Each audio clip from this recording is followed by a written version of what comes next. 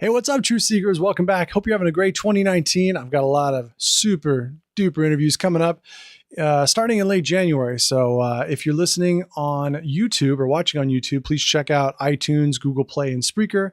If you're listening to the podcast, check out YouTube and social media if you'd like to follow me there, which is what I want to talk about tonight. Two things. One, there's an outstanding article on what would happen if you went grocery shopping the way you get your health insurance. I think it's going to illuminate your mind as to how retarded the way that we get health insurance is, and let's hope it never spreads like a contagion to anything else. Number two, there's this rule that I have, or this, let's call it a theorem, whatever it is. The later at night you're on social media trolling people, the more regret you have in the morning. I wake up with instant hangover and instant regret going, why was I trolling that person? What was I hoping to accomplish? I really don't even want to deal with it in the morning. I hope she's not insta pregnant. It gives me bad vibes. So I knew I made a mistake the other night. I was on a friend of mine's Instagram page, an old friend that I feel affectionately for in terms of our old friendship, even though I haven't seen her in many years. And she was at the LA Teachers March. Now, there's a lot of stuff you see on social media where you kind of cringe, but usually it's not someone you know. You go, oh, I just wish I was there and we could talk like Morgan Freeman and Shawshank. Wish I could be there and talk some sense into her. And oh man, civics class is in session. Supporting our teachers this morning. We want smaller class sizes, psychologists and nurses, and a well-deserved raise. Standing with UTLA now. She's got her husband, and her lovely child. It's a good-looking kid. And I just thought, man, I wish I could talk to her about my Little Red for Ed trip here where I got kicked out of that protest in Phoenix. Not really kicked out. They excluded me from the yard area because I was talking to the teachers about how we are going to suggest that with a negative correlation between spending overall and per cap per student and a downward trend of educational results, that more money is going to solve any of the problems that we've listed here, much like what she's got on the page. It's not going to do anything. It's going to continue to get worse. And they didn't really like me talking about that. Even though most of the teachers said, you know what, it's a really good point. I don't know. I think it will. I think this time it'll be different. But they all admit that giving money to everyone makes the teachers feel better. It's not helping the kids. I actually believe that if there was a student union and a teachers union, they would be diametrically opposed. And we would see an awesome ideological battle and the struggle that is the teachers unions succeeding at the expense of the students, which is what's happening. The U.S. education system has dropped to around 40th overall, which is what I wrote here. U.S. education has fallen from 1st to 40th globally. In the last 25 years, it's the students who should be on strike, passive aggressive, wink. And it's true. I mean, math, science, and reading, I think respectively, I'm going to get these mixed up, but the numbers are like 37th, 39th, and 42nd overall, where we were number one in all of them a couple decades ago. And her answer was interesting. It was, yep, underpaying teachers, increasing class sizes, cutting back on programs that we had 25 years ago, PE, art, science, lab, etc., and not hiring essential staff like nurses and psychologists has its cost, and it's why we stand with our teachers. Again, there's a disconnect here. One, I can't make that good of an argument against government education. Everything she listed there is something that's happened on their watch while they've been getting more income every single year. So we agree they have grossly mismanaged the funds that they have. The staff has exploded in quantity, especially senior management and superintendents. Schools have become all things to all people. They have psychologists. They need psychologists. Those things are connected. They have non-essential staff. They have PE. They have art. They have science. They have, what don't they have? What don't schools do today? I mean, I hear ads on the radio about how a school lunch might be the only meal a child has for the day. They've subsidized and replaced parents in more ways than they were ever intended to. We agree on that. We don't agree that more money will fix the problem. So the next question, are teachers currently well paid? Or do you think that teachers are currently paid well? I think Brittany Zamora, the crazy and highly attractive gal in Arizona that raped a 12-year-old in her car, was paid way too well. Now that stuff happens. I don't know who's in charge of making sure these people aren't sexual predators, but the fact that you pay all the teachers the same regardless of their output is a problem. And many of them are paid way too well. I think superintendents probably paid way too well because their pay is not tied to their performance. Yes, different discussion for a different day. And of course, why I can't respond to this on Instagram. And the last one is what I want to focus on. Or maybe you believe that we should privatize education, seeing as it works so well with healthcare and prisons. First of all, hardly have used healthcare at all in my life. I'm in my mid-30s. I've never gone to prison. These are two things that I pay for and I don't use. So I would like to make it more salient and relevant by talking about the things that bring us joy, like the Netflix Japanese lady joy. We get joy every day from companies, from employees, from services. I believe it was von Mises who talked about the free market being, communists talk about it being wage slavery. He says, in a way, you can make the argument that it is because you have tens of thousands of people slaving away to do things that make you happy. And all they ask for is a little bit of this, and that's it. You don't have to trade or barter with them. You don't have to create products they want in return. They just want a little bit of this, and they will provide you an endless supply of things that will make you happy, ostensibly happy, right? Mercantilist happy. But healthcare is not one of them. The purely government system of healthcare is the VA, which it's either 2/3 or 3/4 of all people who qualify for it don't use it. The remaining people who do, either 2/3 or 3/4, I don't know which one's which, subsidize it with some sort of private insurance. Why is that? Why are we using that as the fallacious, false alternative we have to government schools? And prisons, I'm not even going to touch it. I will say, though, if you watch my interview with Dr. Warren Farrell, he talks a lot in his book about the reason that we have such a big prison dilemma is because of public school. So I thought it was interesting and a little ironic she brought up prisons, because what we're seeing is kids who are underserved in public schools are finding their way to prison quicker and for longer periods of time than ever before in history. And there is a correlation. So thank you, friend that I won't mention her name, for bringing that up. Now, the hilarious article that I want to cite for you is from a doctor, a naive family doc, according to Twitter, with big ideas, president of the Direct Primary Care Alliance. His name is Dr. New, and he wrote an article called What If Food... Actually, let me make sure I have the name right. And I will link to this article below. It was originally on libertarianism.com. Here it's on FEE, the Foundation for Economic Education, whose founder I also interviewed when I was starting out my podcast. Very, very smart guy named Lawrence Reed, who I'm a big fan of. And the article is called, Imagine If We Paid for Food Like We Do for Healthcare. Hint, it would be a dystopian disaster. Now, again, Amazon, Chipotle, coffee shops, gyms, gas stations, supermarkets, the places that we go every single day that we don't even realize are such a modern marvel that they have everything we want at a moment's notice for ridiculously cheap prices. Read iPencil, the article about how it takes thousands of hours and thousands of people and man hours to create a pencil, which a government-controlled bureaucracy could not recreate. And we want to take that and run it like healthcare. How would that work? Well, Dr. Neuhofel, let's just call him Dr. New, wants to paint a picture of what that would be like. So sit back, close your eyes, envision the Barry White plan, and imagine how awesome your life would be, how much konnichiwa, kamikaze joy you would get from having to do everything else the way that you're forced to do healthcare, because it's not a free market. Here we go. I really want you to envision purchasing food like most Americans obtain healthcare. Really. Envision it. Are you struggling? I am a family physician. My father worked in a grocery store, and I enjoy eating at Mexican food restaurants immensely, so I'm going to help you. First section, an affordable, in air quotes, food plan. You enter the grocery store. You enter the grocery store parking lot at 4:15 p.m., having taken off work early because this particular store closes at 5 p.m. This food mart wasn't your personal preference based on quality, service, amenities, or price, but you choose it like all of your previous food choices because it was included in your new food management plan's network. Awesome. Thankfully, your new Green Cross Green Shield GCGS Bronze Select Food Plan is a benefit provided by your new employer. There's some payroll deduction stuff you don't quite understand yet. Most of the plan's $680 monthly premium is hidden from you and drastically reduces your wages. Still, you're happy that your food plan costs only, well, as far as you know, $123 per paycheck. Despite not being particularly pleased with any of your previous food plans, you always try to take full advantage of tax-preferred options.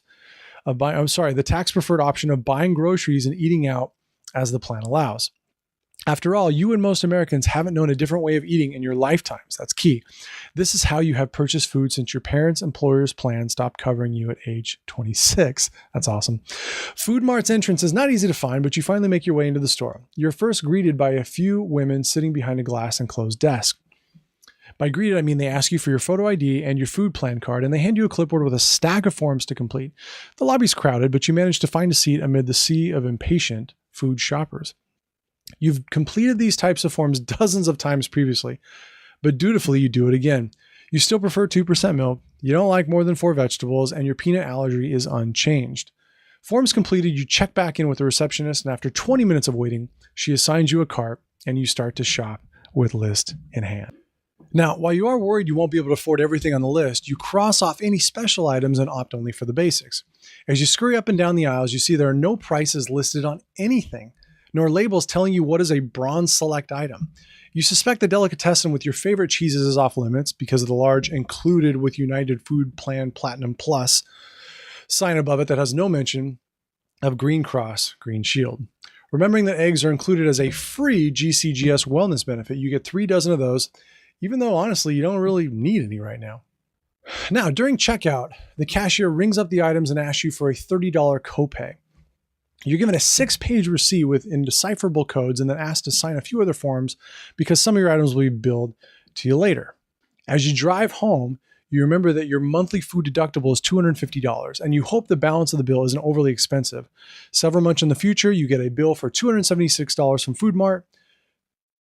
Although vaguely suspicious that you've been taken advantage of somehow, you're happy that you got a big discount on your $18 box of Tasty Flakes cereal, and you have now reached your deductible. Overall, your experience with Food Mart was confusing, but you remain thankful that you have access to food through your GCGS plan. Some of your self-employed friends are much, much worse off. Now, the next day in the mood for tamales, you decide to treat yourself to a Mexican restaurant nearby that you've heard is great. The last time you attempted homemade tamales, it was a disaster, so you leave this to professionals from now on. Now, upon arrival, you're saddened to learn that Lola's Cocina is not part of your GCGS plan. You decide to go down the street to Burrito King, which prominently displays the, quote, proud to accept GCGS Bronze Select members in its window. They would. They don't serve tamales, but you're determined to stay in-network for lunch. Now, after waiting a while to be seated, the waiter takes your order. He seems distracted, and you hope he heard your order correctly. Eventually, a lukewarm burrito arrives at your table. You rush to finish it so you can get back to work on time. Upon checkout, you present the waiter with your GCGS card, and you're asked to pay a $10 copay. The billing statement weeks later reveals that the plan discount did reduce the initial charge from $64 to $37, and the GCGS paid Burrito King another $27 a few months later, which was applied to your deductible. You question how a simple burrito can cost $37, but nobody, including the majority of food policy experts, knows exactly why. And of course, the prices are not listed for the service at the time of purchase, which is a big problem. I included that. Given the escalating prices and dysfunction of the food industry in recent decades, everyone has their own favorite boogeyman to blame for these sky-high costs. Bob, the burrito shop owner, food management companies, Big Tortilla, technology, various political parties, government inaction, and of course the fact that profiting from food is illegal because food is a human right. Although many burrito makers have skated this, because they and food management companies are now designated as not-for-profit. But it's actually quite logical. Burrito King is a small restaurant. They employ 4 cashiers out front and 7 people in their business office, in addition to the usual staff of cooks and servers. Their head chef, Bob, spends much of his time completing forms to justify why the deluxe burrito you ordered included black beans instead of the standard pinto. Duh. He is burned out and he's ready to quit altogether. All these hoops drastically increase the difficulty and the cost of business, necessitating high revenue and higher prices. Now, Burrito King didn't bill you or your plan $64 because they're greedy. They contract with dozens of different food plans that have different contracted rates for each item determined annually by contract. To simplify their billing, they must choose a universal charge master. This rate is many magnitudes above what any food plan has agreed to pay them, and nobody except for people without a food plan will ever actually pay the charge master rate. Now you might ask, if Green Cross Green Shield is paying the bills, why don't they rein in the cost of Tasty Flakes and burritos? Well, it's because they actually make more money when food prices are high. And I'll insert myself here. It's sad because this is what gives them the notion that they're greedy healthcare providers who actually want to stick it to you. But they're working in a plan where they can do it and it makes sense for them. So why not? Whereas the cost of things that are not covered by insurance, like liposuction and LASIK, go down every single year and become universally affordable, unlike universal affordable healthcare. All right, back to the story. Here we go. Regardless of your favorite scapegoat, most people can agree that having a good food management plan sounds so funny saying that, has become increasingly important. It is technically possible to buy a food plan on the private market, but the vast majority of people take whatever their employer offers. The government bestowed a big tax break on employer purchased food plans a few generations ago. However, now even employers are struggling to absorb the inflation of food plan premiums. So what are they doing? They have started to shift more of these costs to employees, increasing both the payroll deduction each month and the out-of-pocket costs every time you actually need to use it or you need to eat. Gone are the days of good food plans with $5 copays and $50 deductibles. Now, if you're wondering why the federal government hasn't intervened to fix this, they have, repeatedly. A couple generations ago, federal and state governments created a myriad of food management programs for various vulnerable populations, including the elderly and the poor. Now, these food management plans function much like private plans. They're usually administered by the same companies and are the largest purchasers of food in the nation, but their budgets have swelled to unsustainable levels. To fix this, the government has cut rates paid to food suppliers. In reaction, many food stores and restaurants are opting out of these programs altogether, which is the reason Obama got slapped when he talked about how hospitals can survive on less, like look at the good work the Mayo does, and then found out Mayo does not accept government Medicaid and Medicare. Now, this greatly limits the choices of where poor and elderly Americans can purchase food or eat. A few decades ago, Congress granted the Private American Food Association, or AFA, an already powerful private organization of food suppliers, the authority to set the relative value or price paid of each food item. And they did this through a complex coding system. The AFA committee then determines pricing for federal programs has widespread impact, and most private food plans allow the same formulas. Now, predictably, the AFA Value Committee has become a source of cronyism that favors certain players in the food industry. Despite decades of government interventions, many have still struggled to afford food. So several years ago, Congress passed the Affordable Sustenance Act, aka Obama food. That's good, Dr. New. Now, the goal of this plan was numerous, but the main gist was to expand programs for low-income people, to subsidize private food plans, moderate-income people on food.gov, and create a legal mandate for all Americans to purchase a qualified food plan, all four fingers, qualified food plan. Now, after a few years of national political disputes, including whether free-range pork should be a standard food plan benefit, the ASA's mandates were eventually imposed. The ASA has increased the number of people with food plans from 86% to 92%, but hasn't much alternated the trajectory of escalating food costs. Our national spending on food now stands at nearly 20% of GDP, and those without subsidies continue to be burdened by high costs. Now, not surprisingly, Green Cross, Green Shield, and other private food management companies, being middlemen for most of the money Americans spend on food, have continued to make healthy profits regardless of whether or not you can afford to eat and access and eat quality food. Now, you're probably thinking, this is stupid. Why would anybody stand for this? I'll just go back to using Costco, CSAs, Whole Foods, or Blue Apron for my groceries. Of course. OpenTable and Uber Eats will allow me to seamlessly order food from my favorite restaurants. They'll deliver it to my door. I don't need this. I'm sorry to inform you that those companies, services, and technologies do not exist in a world where we purchase food like this. The growing power of food plans and government has had a profound impact on the grocery store and restaurant industries. Food vendors' operations are entirely geared around servicing intermediaries, not customers. Innovation to improve quality and reduce costs is decades behind other industries. Food suppliers of all types have consolidated, and large food conglomerates, such as McWalby's, have thrived. Politicians, regardless of their ideology and their grandstanding, are lobbied heavily by a swamp of power players continuously to preserve the status quo. Understandably, most Americans are fed up with all this, and an increasing number now believe the only solution is a national,